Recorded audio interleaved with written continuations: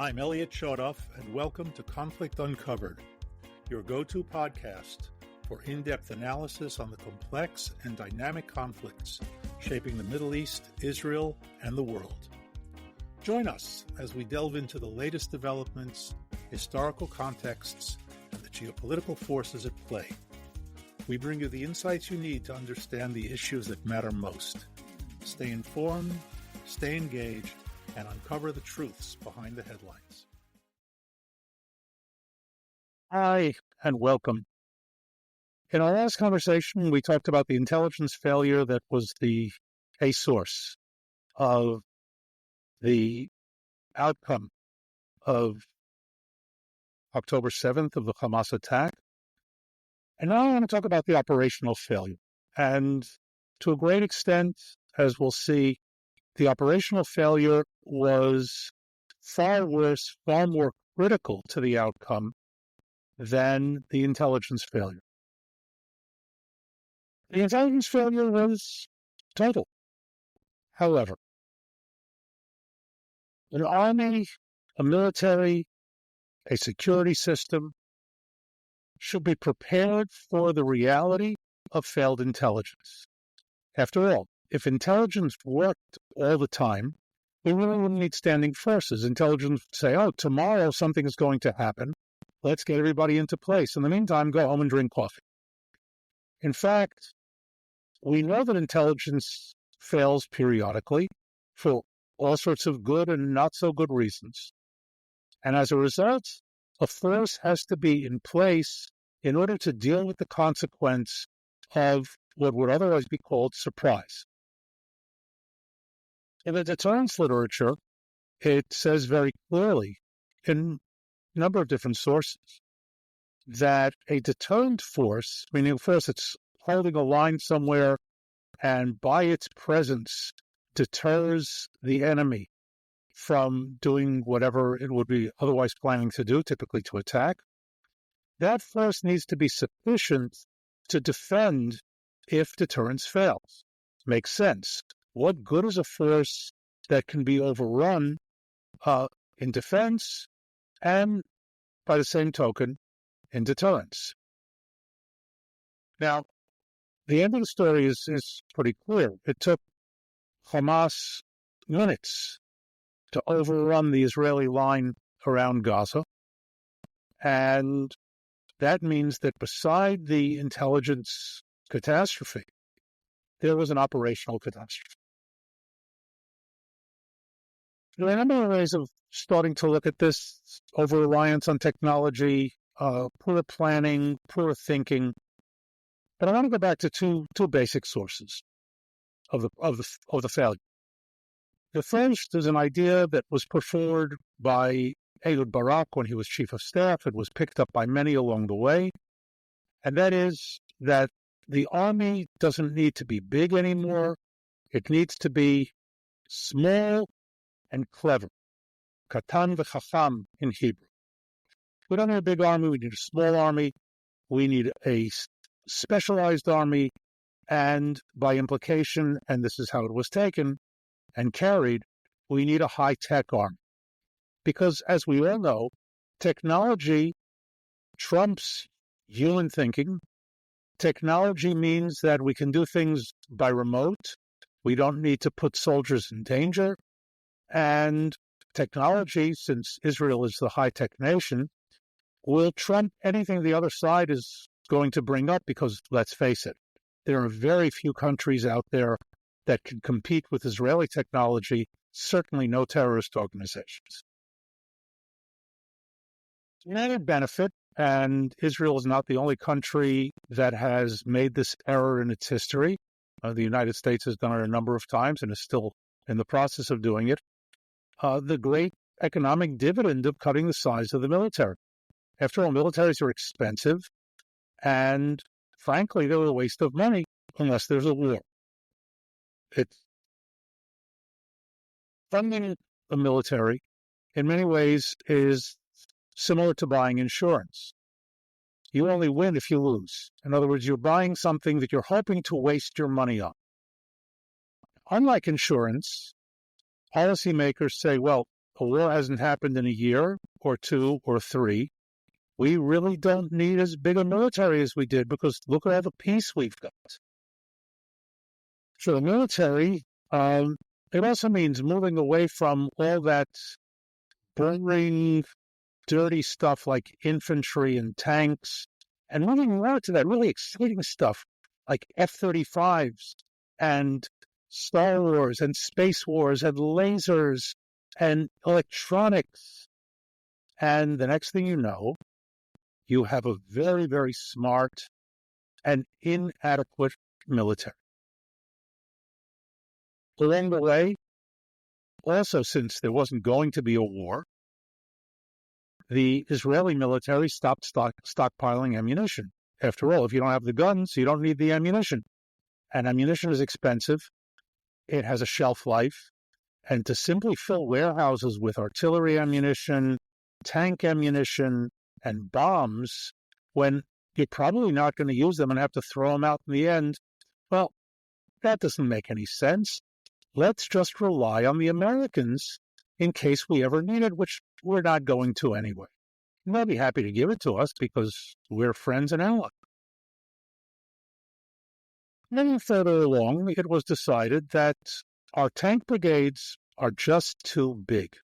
There are too many tanks. Now, we don't have fewer brigades, because then there would be all sorts of gaps in the maps. But we can keep the brigades on the maps, just remove a third of their tanks. So instead of 3 tanks in a tank platoon, we'll have 2 tanks in a tank platoon. The result being that a tank brigade, instead of being 90-plus tanks, will be 60-ish tanks. What's the problem? We're not going to use them anyway. And if we're already moving in the direction of small, why don't we cut down the sizes of our regional divisions that are holding the line? After all, the enemy is deterred, and if they're deterred, we don't really need that much force. So the Gaza division, for example, which was holding the line from the Egyptian border where it meets the Gaza border all the way around to the Mediterranean, was holding it with an absolute minimum number of battalions, essentially less than a brigade. A division is made up typically of 2 or 3 brigades. When I served in the Gaza division back in the day in 2002, it was a 3-brigade division in Gaza.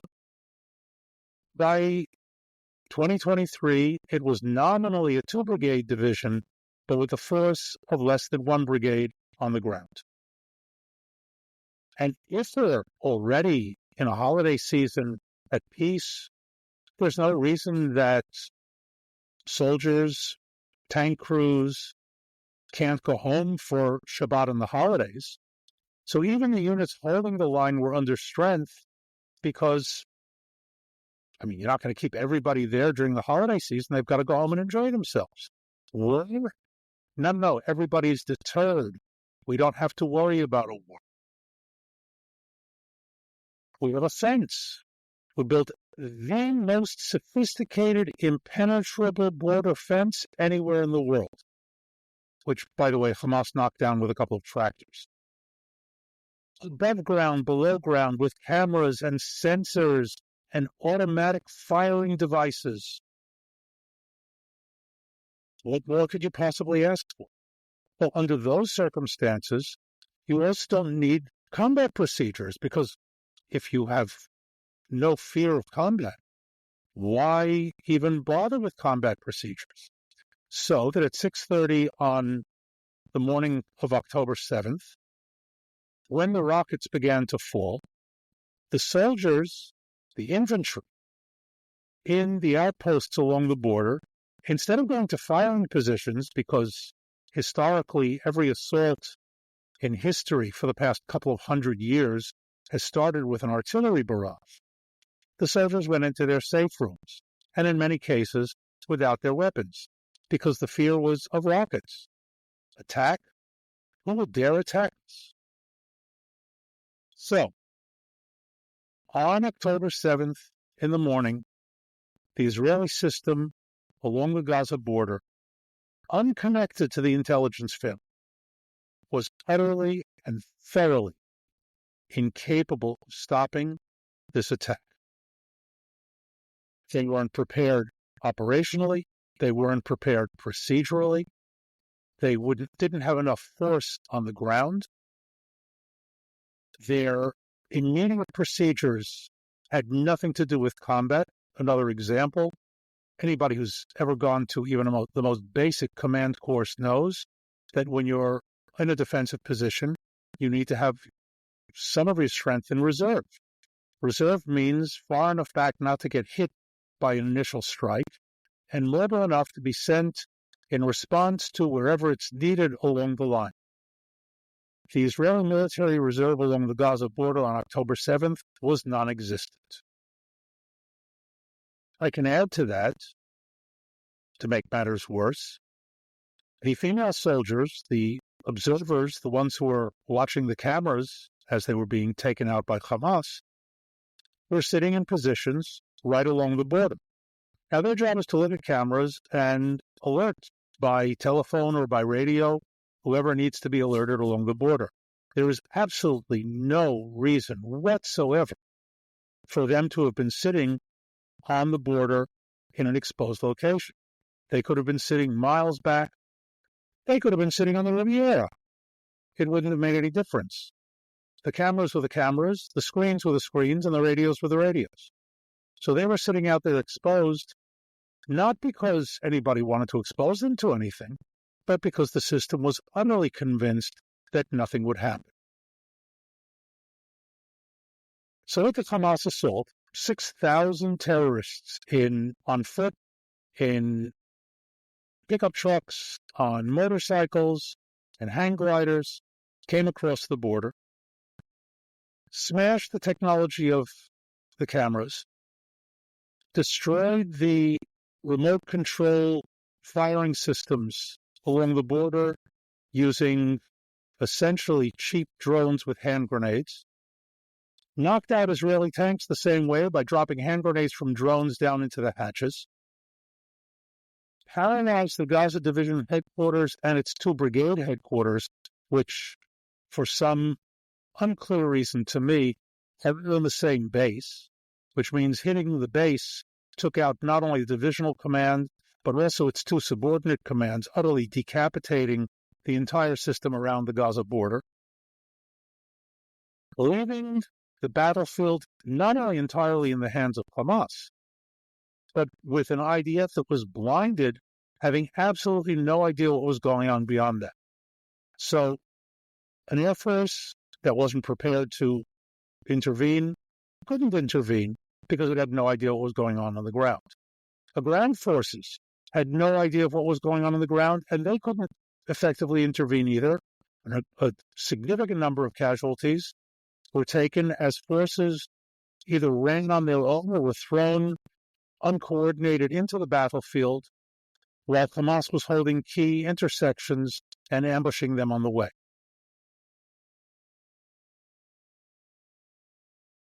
The fact is, and this is sort of the flip side proof, is that in any place where combat units managed to get in and get engaged, they were able to cause enormous casualties from the Hamas terrorists.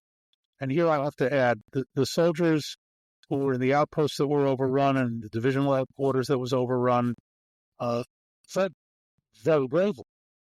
The question was not their personal competence, personal skill, or for that matter, their willingness to fight against impossible odds. But they were impossible odds in large part because the army was not set up properly to deal with anything resembling an attack on this scale, let alone the attack itself.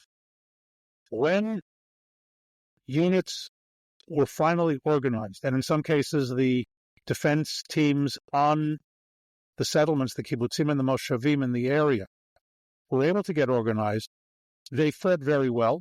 They were able to hold off the Hamas terrorists in many cases, either keep them out of the kibbutzim or limit them in the scope of what they could do inside the kibbutz or the moshav,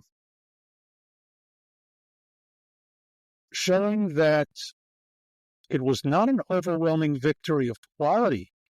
It was an overwhelming victory for Hamas in those first few hours, in pure quantity against a system that should have been, by drill, by standard, prepared for this sort of thing, because what on earth is a division in the line on a hostile border doing if it's not prepared for precisely this? In another conversation, I break some of this down into somewhat more detail, but in the meantime, I'm going to leave it here. October 7th, 2024, a year since the attack and the massacre, and the importance of operational preparedness, irrespective of intelligence warning.